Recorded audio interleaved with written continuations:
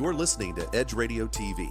The views and opinions expressed in this program are that of the hosts or guests, and not the Edge Radio Network or its advertisers or affiliates.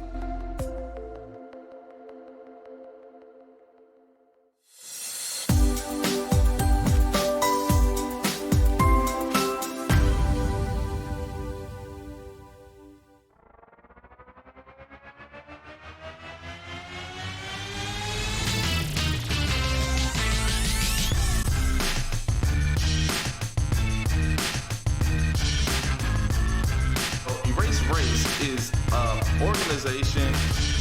It's a movement. We're talking about unity. We're talking about unity.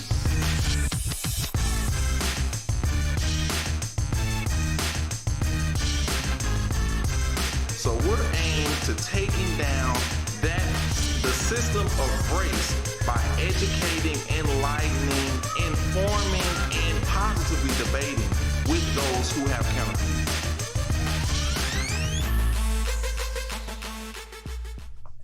Welcome to Edge Radio's Erase Race Talk About Unity.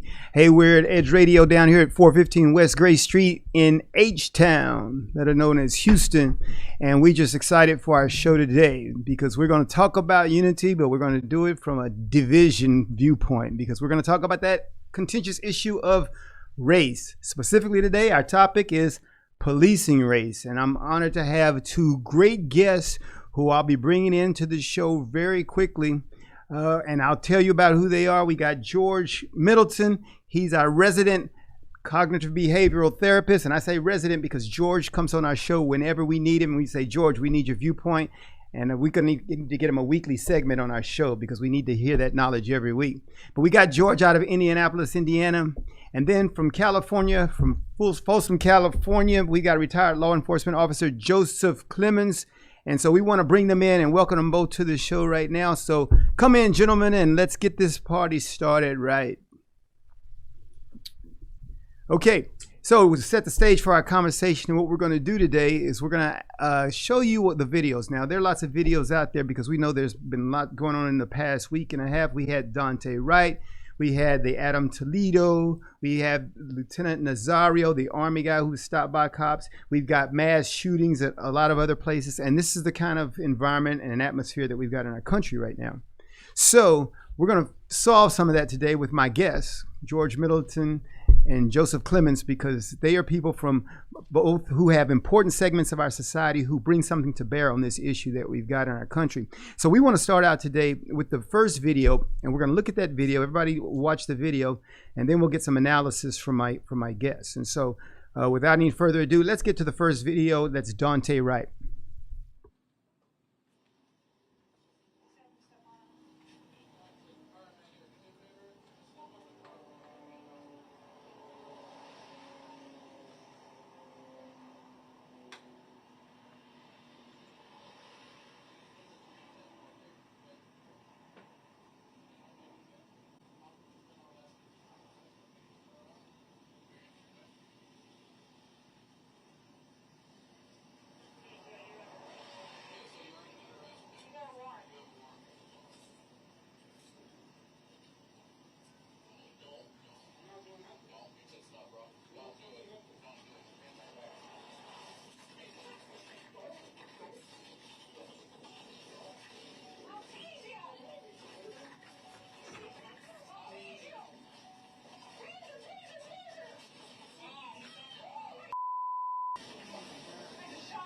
As I watched the video and listened to the officer's commands, it is my belief that the officer had the intention to deploy their taser, but instead shot Mr. Wright with a single bullet. This appears to me, from what I viewed and the officer's reaction and distress immediately after, that this was an accidental discharge. Okay, and so that was our video clip, and I'm going to direct this first question to our resident law enforcement officer, Joseph Clemons. Joseph Clemons is a veteran of the San Francisco Police Department of 30 years. He's got experience in training of police officers and the like. And Joseph, I want to ask you, from what you watched in that video and what most Americans saw, was the officer's conduct proper in this situation based on your training? Well, yeah. Overall, the conduct is pretty much standard. I'm not sure how that department trains on less than lethal weapons, which would be the taser, and how it's carried on a belt. That would cause such confusion that you would draw a firearm from your strong hand position and not know that it's a taser. But as far as the procedures wise, there were a few things, I would have trained different, and I have trained differently. I would have removed the gentleman, Dante, right? Mr. Wright. I would have moved him back to the back of his vehicle, away from the door, away from any avenue of escape, to minimize any type of resistance that may have occurred during an arrest procedure. Because if you listen to the video very carefully, I watched it several times, and listening to the audio, I could hear someone say he has a warrant. Again, maybe not want to alert the person that they have a warrant when they're standing right next to a car that they can easily jump into and escape. I also heard, "I'll tase you," I think maybe twice in the video. And then the officer saying, "Taser, taser, taser," which is synonymous with what officers will do to warn other officers to not have any physical contact with the subject who's about to be tased. So Okay. I agree with what the statement was from I believe it was the police chief there. It seemed like the only intentional act that was really seen in this was she intended to tase Mr. Wright, and somehow or another, in a moment of stress, I probably can't answer that. George, you might be able to answer better to that, to the psychological, aspects of this. But somehow or another drew her firearm in a single shot, which unfortunately took the life of Mr. Let me ask you about that, because first question is, if you move the suspect around to the rear of the car, and if he still resists, how should an officer respond to that? Let's say he breaks away, he's at the rear of the car, he breaks away, and he does in fact still run towards the car door. What is the officer trained to do? Well, like I said, if you minimize that occurrence, you move him to the rear of the vehicle, between your vehicle and the patrol vehicle, you close the driver's side door, you perhaps even take the keys out of the ignition. So if the subject is going to flee or try to resist arrest, he has to run on foot. You've eliminated him a quick avenue of escape and avoiding a high-speed chase. And if he's on foot, what are the police officers, what would their response be? Would they say, well, he's running away, I'm going to let him go, or would they pursue? What would they do in that situation? No, you would pursue him. He has an active warrant that you have been, I guess, notified through your radio that he has an active warrant. So you don't have a duty to back down because he's running. You pursue him and facilitate the arrest. Like I said, I can't speak to what their policy is as far as when you can deploy a taser. San Francisco Police Department does not have tasers, so we've never trained in them. The only training I've seen has been from other departments and their training films, when at one time we were discussing possibly obtaining tasers for SFPD. Did they have any other less than lethal means other than tasers, San Francisco? Yes, we have less than lethal. We have the less than lethal rubber round that could be shot from a shotgun, a regular shotgun. We have pepper spray. We have our batons, a 28-inch baton. So we have less than lethal options, and every department does. And there's an escalation of force in which all departments pretty much have throughout the nation.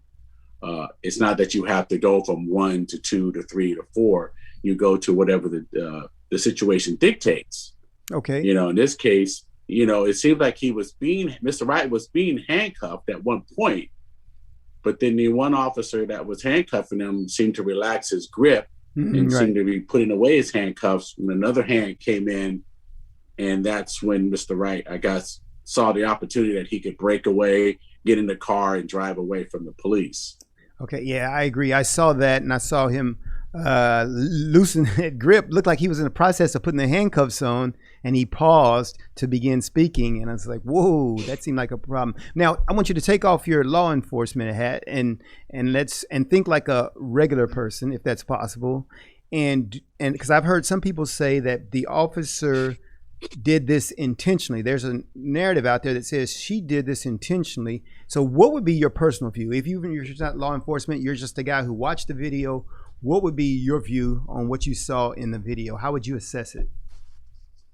I would assess it as if this is a veteran officer, how did she confuse her handgun, her sidearm, with a plastic, taser? The weight, the construction, the feel of it just feels completely different in your hand. And I think that's a narrative I've heard from my friends and family that are not law enforcement. They've called me and asked me, how could that happen? How does that happen? And all I can say is under stress, you perhaps not, maybe there's no training involved in the taser with this department. I'm not sure how often they train with deploying and drawing that taser out, that they would develop the muscle memory, and the cognitive ability to pull that out and know that they're reaching in a different part of their duty belt for a different type of weapon. Okay. And so I'm going to turn to you, George, now and talk to you about this, because he was alluding to you earlier about the mindset that could go into some of these things when they happen. Specifically concerning idea, we're talking about policing this idea of race. And so I want to kind of set the stage, and we're probably going to take a break here, George. So think about this while we're over the break, and we'll be back after the commercial. But I want to think about what is leading to what we think is a rash of these types of shootings. Is this something that's always been there? Maybe Joseph can come in on this. Is this something that has been happening in the past 30 years that was not getting as much visibility? And what is the mindset? Is there something in our psyche these days that makes this more frequent and happening more often? So we're going to take a break right quick, George, and when we come back, we'll get your answer to that, and maybe Joseph will weigh in. So we'll see you when we come back on Talk About Unity.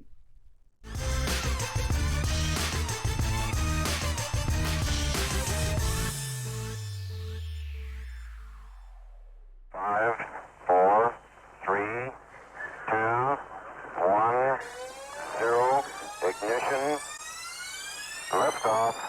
Don't push me because I'm close to the edge. I'm trying not to lose my head. Hey, this is the Talk About Unity show where I bring the talk. And I bring the unity. And together we talk about unity. Unity is what matters. Come on. And right now in our country, that's what we've got to do. We do that here at Talk About Unity on the Edge Radio Network. Be with us every week. It's going to be awesome. It always is. And I tell you what, the more we seek first to understand, then be understood, we make progress. And we like to do that. And that's why everybody's on the brink. We love what we do at Edge Radio because everybody's on the edge. We bring them back from the edge and we bring the unity. So we're just glad. Edge Radio Network every Tuesday morning, 10 a.m. Talk About Unity, because here at Edge Radio Network, truth still matters.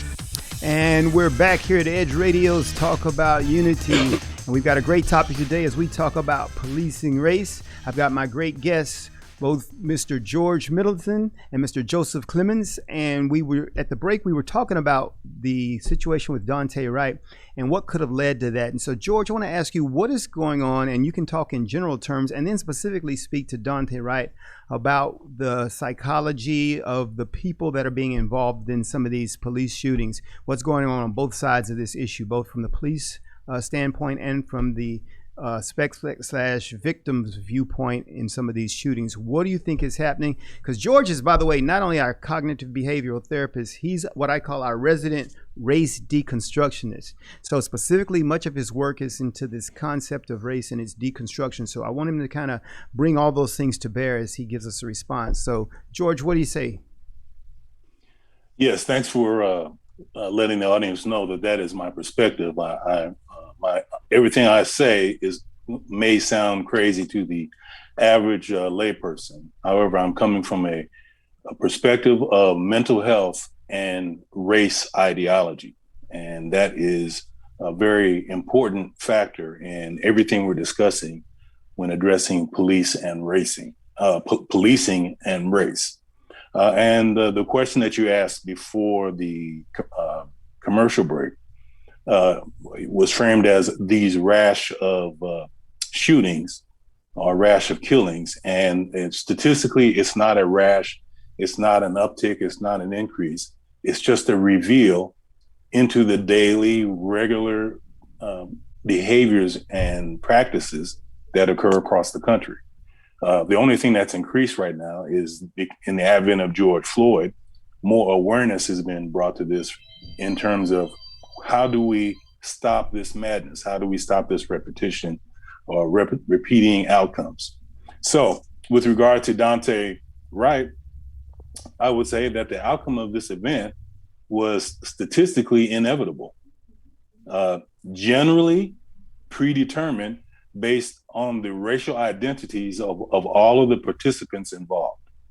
So you've got to factor in how the officer sees the suspect from a racial perspective, how the suspect may see the officers from a racial perspective, and then what usually is the revealer of the truth of those perceptions is when all parties are in an adverse or stressful situation.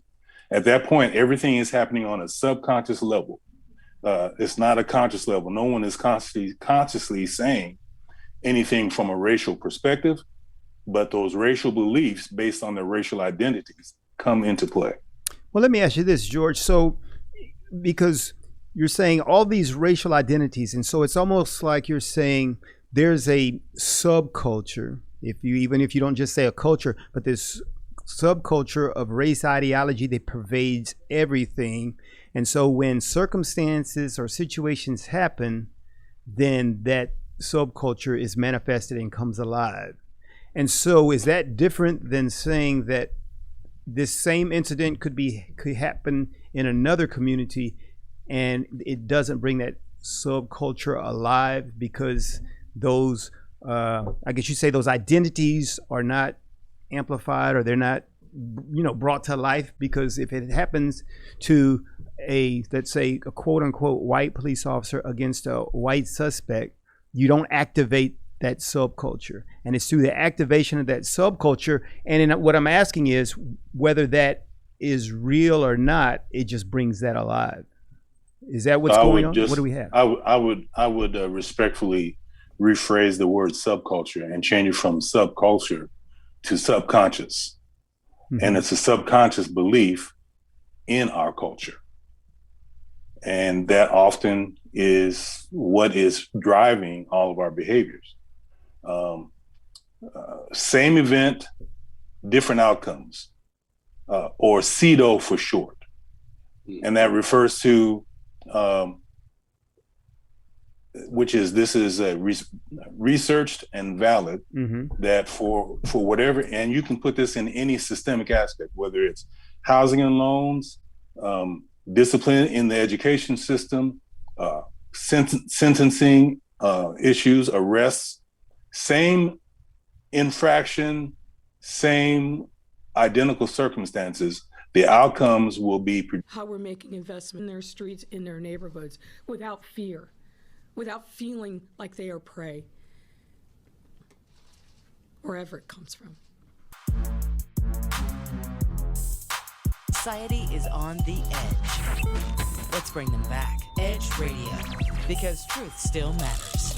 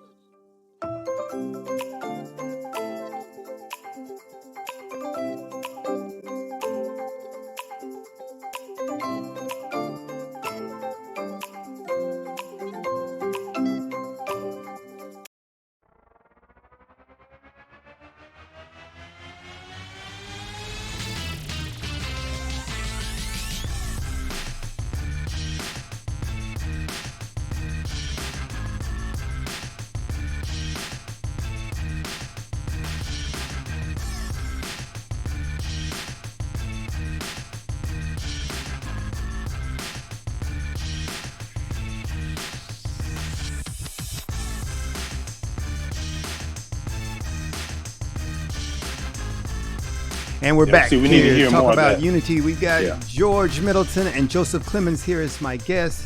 And I was just telling super producer Vince how I like that music. So I like how he had that music faded in, gets us in the groove. And I see George. George is a music aficionado and a musician himself. And he does some amazing things musically. And, you know, I'm amazed, George, and this is off the topic. This is not even part of the show. But, you know, I watched that movie Green Book. And I was thinking about how this musician toured the country. And he had this greater cause, and it was almost like this cause that you're doing. He did it a different way, but it's his cause.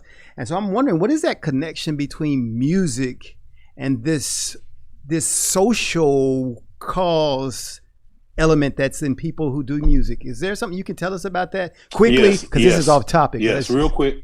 I'll try to do it in 30 seconds. Music is an expression of its culture. It's an expression of the experiences of that culture. And once I learned that, I could appreciate music from every source at that point. Whereas before I was more superficial about it. Now I look deeper because I want to understand what is the experience of that culture.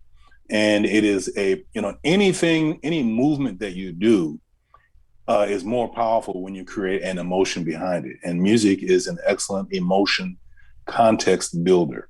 So to really effectively drive a message positively or negatively, because a lot of the music and arts psychological perspectives are being used against us in a manipulative fashion, can be used in a positive fashion to create more positive outcomes. Great. Good info. Yeah. All right. That's a bonus. Can I get 15 seconds of that? Go ahead, also? Joseph. And George is absolutely correct, because when you look at any conquering of a different culture, the first thing the conquerors do is eliminate art and culture. If you looked at, I don't know where you come down on the side of communism or fascism or whatever you want to call it, the first people that are arrested are the teachers, the musicians, the artists, and they are incarcerated or disappeared or whatever to bring about a change. And music is really, it transcends every culture. It's a language that we can all read, we can all understand. I've played with musicians that I don't speak Japanese, but I've played with musicians that speak fluent Japanese, no English. We put the sheet of music down in front of us and we communicate perfectly. Wow. Well, and so I didn't even know. See, Joseph's got the music background. We got to do a whole nother show now. We got all these musicians in here. I'm just a listener. What's your instrument? What's your instrument, Joe? I play the trumpet, jazz trumpet, and I just picked up the bass 2 years ago. Oh my goodness, we might have to start a musical collaboration here. All right, so outstanding. But one of the things that I want to segue to that, because one of the things I heard as you both were speaking is about what they do when they come in, they take away the culture. When I was in Baghdad, Iraq, and I remember when they had the terrorists would come in, and that's the thing they would do. They would go to the museums. and they were taking key artifacts because, you know, Babylon and Iraq has a very deep history, very deep cultural history. And that's one of the things they did. And I was always amazed by that, why they cared about those artifacts, those cultural artifacts. And so it goes to what both of you were saying. Okay, now let's get back to this stuff about race and policing race here. And when we left, we were talking about how this has impacted communities of color. And so what we want to identify is, I want to ask Joseph, how does color rate in your department over the 30 years you were a law enforcement officer?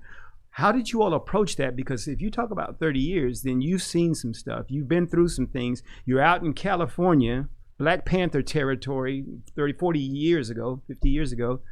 So how did the department handle issues with communities of color? It's funny, George and I were talking during the break about this.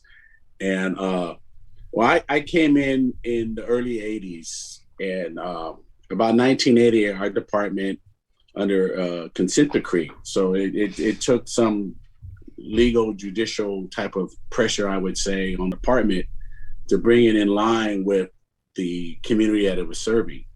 And so there was a big push, a big recruitment of hiring officers of color, women, gay officers, anyone to reflect the community, diverse community that is San Francisco. And that has continued on even into today, because, you know, San Francisco is a cosmopolitan city made up of any culture. Yeah, you got everything going on in San Francisco. And they've been that way for a long time. It's not just in the 80s. I mean, you know, right. Look back in the 60s, when I was growing up around there, you had the Summer of Love and hippies and Ashbury. That's what it was.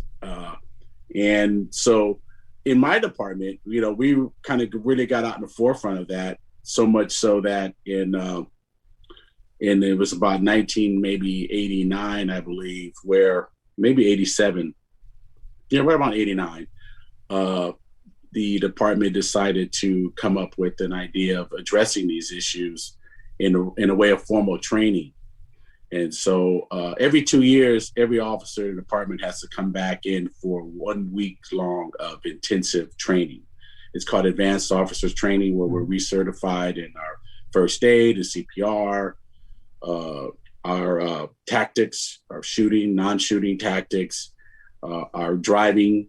You know, we recertify in all these courses, and POST, which is police officer standard training, allows departments to have specific training for their department that they see fit. And so did San Francisco think that they have a problem when they were doing this? Did they think that they had a problem, or do they think that they have a problem at all, even when you talk about it today? I think they were looking at data from around the country, and they were looking at some of the data. Later on, they started looking reflectively into some of the data that was coming out of our own department as far as like complaints. Of the officer says complaints. Someone can make a complaint about an officer, and they were finding out that most of the complaints were something the officer said. We had very few that were in excessive force or anything like that. That would lead to a criminal investigation. But we were just kind of getting out in the forefront. I mean, you want to step out ahead. You saw what was happening in other departments. We saw lawsuits. You look at the city of New Orleans, where the federal government had to come in and actually take over their police department. You know, we would see these things and say, well, what went wrong, and how do we prevent that from going wrong? And later on, the state of California also looked at that and developed a course, which I took part in authoring. It's called Issues and Impact of Racial Profiling versus Criminal Profiling.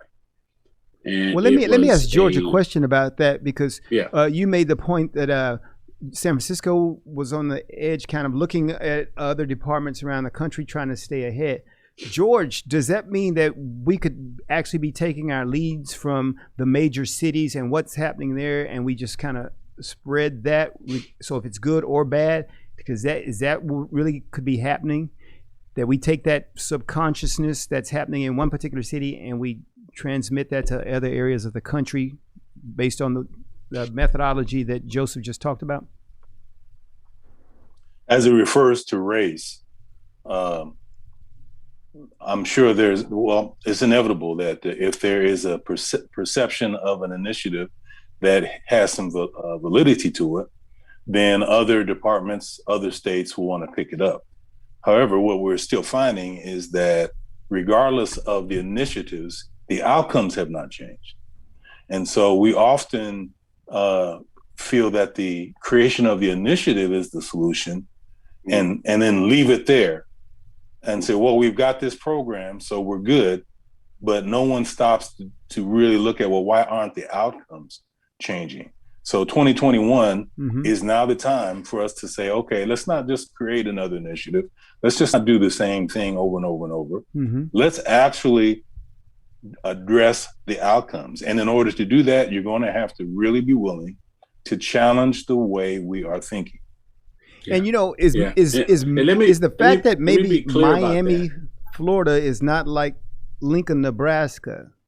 And so when we take these things, how do we, you can go ahead and respond to that, Joseph, or what you were going to say, but I'm thinking. Yeah, what I was going to say is I want to make it clear. It's not like when this program was initially rolled out in San Francisco that it was met with open arms and we were all singing Kumbaya in the classroom. As Joy said, this is very raw. A lot of paradigms were shattered, and as you know, the psyche does not like its paradigms being broken, right? Because that reflects on a self-failure upon yourself, and we protect ourselves. Our psyche protects ourselves, and I had officers that I worked with for many years. When one of the questions were, and without putting your name on a piece of paper, is when you hear the term racial profiling, what do you think? And I would get in some classes, 40% of the officers right in the back that it's something that's made up by people who don't want to go to jail. It doesn't exist. It's a made up, pseudo psychology, and these are people that I worked with, and I didn't get angry. I just realized that if you're not exposed to something, then your paradigm and your life does not see this, you cannot really accept that it exists. An example I gave the class was, years ago, some anthropologists came across a tribe of people in the Amazon that were pretty much devoid of all modern technology. And they started to reintroduce things into the culture. And one of the things they were bringing was ice cream. And they told them about this treat, this ice cream. And one of the shamans, dismissed it and told the people, these people are lying. There's no such thing that exists like this. Now, was the shaman wrong? Or was he basing what he had to say, his opinion, on his paradigm and his experience of life? He's never seen ice cream. So that kind of leads to, like you said, you can roll out as much training as you like to, as George said, but if the subconscious believes what it wants to believe in its psyche form, you're shattering paradigms of people, and people were very resistant to having their paradigm shifted. All right, George, I want you to respond. We got 30 seconds before we go to commercial break, but I know that's your area, so I want you to respond 30 seconds, and we got to go to commercial break. So something as simple as communities of color, that is a racially based label. It's the first component of the predictability of the outcomes that we're discussing today. Labels like communities of color and peoples of color are racial-based labels. Racial-based labels come with race-based beliefs. Otherwise, what's the purpose of the label, right? Yes. So until we hit the root, because what we're doing, even in these initiatives, is we're taking the elements of the problem and using those elements in order to solve the problem, when it's the elements that are the problem. So the solution has to be free of all racially based elements. Otherwise, you're going to have a race-based outcome. Outstanding. And Thanks. statistics All right, support that. This is our last commercial break. We're going to come back and we're going to finish up. We've got to talk about the Derek Chauvin trial and how all these things we've talked about come to bear. So we're going to do that as soon as we come back from this break on Talk About Unity.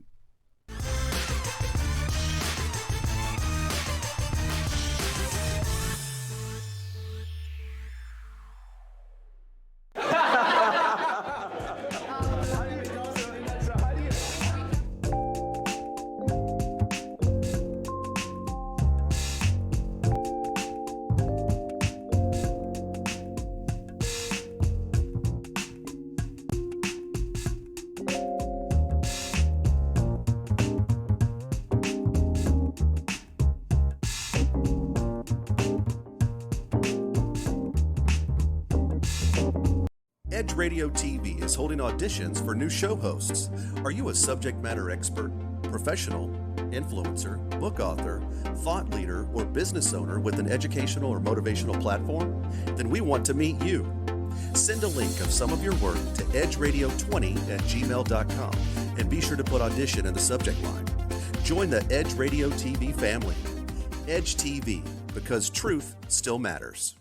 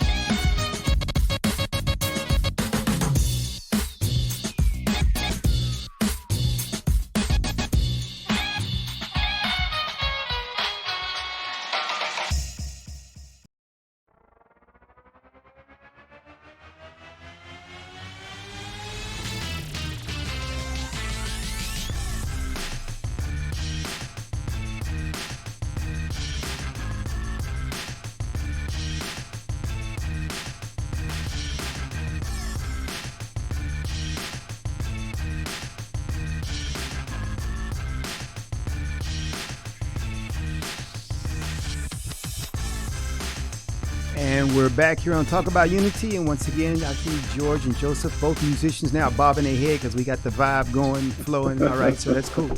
All right, but hey, we're in the final segment of our show today, and we've talked about policing race and how race comes to bear in our policing efforts across the country. I've got a retired law enforcement officer here, Mr. Joseph Clemons from San Francisco Police Department. And we've got cognitive behavioral therapist George Middleton from Indianapolis, Indiana, our resident race deconstructionist. And so let's go to the Derek Chauvin trial. Everybody's aware that the jury is now deliberating. It's been placed in their hands. And of course, some of that may be intersected by the fact that you've got some politicians making statements that could cause the trial to be appealed immediately. So we got that happening. But without regards to that, let's think about the fact that the jurors are now deliberating. And I'm just going to ask you that question, Joseph. I'm going to ask you both this question. What should be the verdict and why? So just, give us a little bit of that. What should be the verdict and why? We'll start with you, Joseph. Well, I read over the three charges that the jury can consider: second degree unintentional murder, third degree murder, and second degree manslaughter. Like I said, penal code sections are different in different states and everything like that. But looking over the elements, I think a third degree murder charge will be conveyed by the jury maybe in the next 2 days when they look over all the evidence. Okay. And George. That is, I cannot give you any other version of an answer to that question that I'm going to give you now, and it may not be satisfactory for what you're asking. The verdict should be a verdict that is free from racial and other political ideological biases. Okay. And I don't think that is in our current climate that we're watching every day. Either way, it will not be free of that, and it will not solve the overall issue that we're facing. So if it was to be free of that, what would it look like? If we had some magic dust and sprinkled it across the country right now and everybody was free of the racial ideology, then what would this verdict look like? Well, it's almost like being able to use a time machine, and it'd be great to have a race time machine where you could go back. I don't know if we want to go back on a race. Well, I'm just saying that's the nature of the question that you're asking, and that may not be your intention. That may not be your intention, but that's the nature of the question. To be able to go back to the original date that race ideology was created, and that would scientifically eliminate all racial-based behaviors and activities that are tearing our community up right now. So that's what we're trying to do, right? That's what we're trying to do going forward. That's what who's trying to do? You, me, those of us who feel like we need to get rid of race ideology. Right. Yeah. And the reason I'm answering that way is because we're looking for that one tangible court decision or that one tangible action or behavior that says, okay, problem solved. That's not here. We have to actually go back to the beginning in order to deconstruct this issue in order to impact our ability to go forward. And so that's true. Okay, go ahead, Joseph. No, I was gonna say that's true because you're asking 12 people to put aside something that, we're, like you said, we're trying to eliminate in society now. To add, just wave a magic wand and have it go away is very difficult. It's an astronomical task.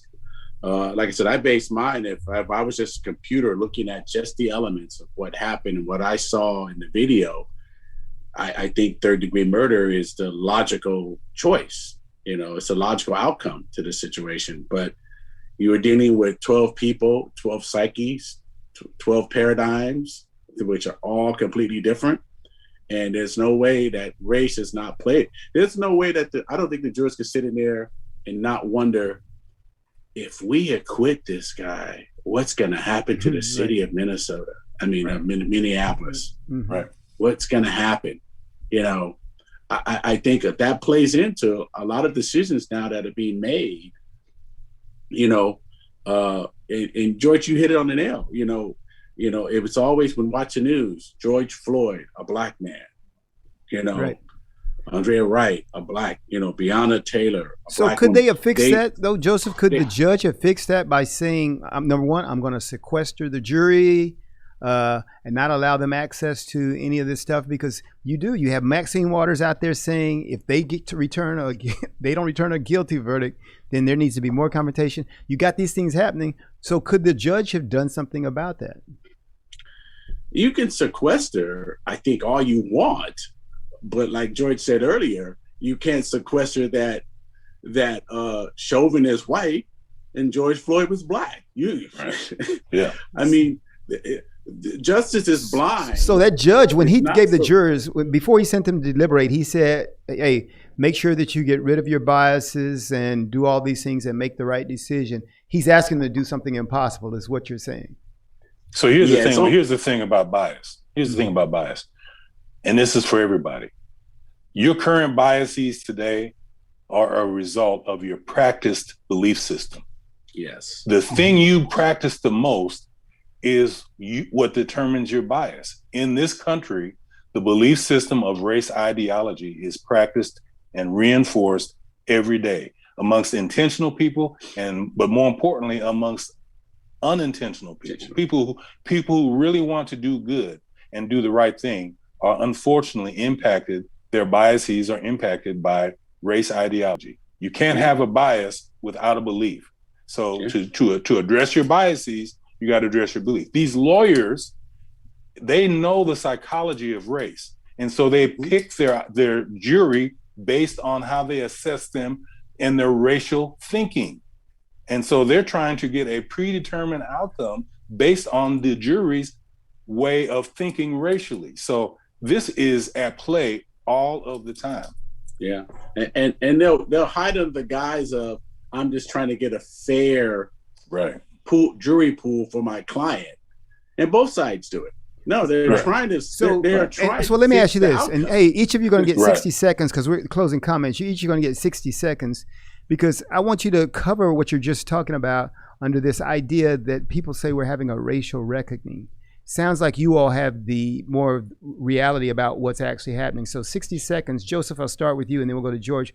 What is going on when we talk about whether or not this is a racial reckoning or if we're just simply trying to achieve justice? Well, here's my 60 seconds, my closing statements, as you might say. As George and I were talking earlier, further my background, I spent 20 years in an SVU unit, like you see on TV, Special Victims Unit. And in that time, I've conducted probably well over 500 forensic interviews of children that were victims of sexual and physical child abuse. and probably well over 1,000 interrogations based on of the perpetrators. And I've learned a few things, and one of them is that the human psyche can be very self-protective. Mm-hmm. It will believe what it wants to, matter what the evidence is shown in front of them. It will believe what it wants to. So if someone wants to see these attacks as being racially motivated or not, that's what they're going to see. Mm-hmm. And you see the psyche, you see that the psyche, the truth is what it says it is, not what it really is. That's what the mind wants to believe. So sadly in our society, our psyches have pushed themselves out of our heads and into the real world and have hijacked the truth, because you have different levels of now what people call the truth. Mm-hmm. This person's truth and that person. There's only one truth. Right. But since we want to divide and have our own truths, it's caused a problem.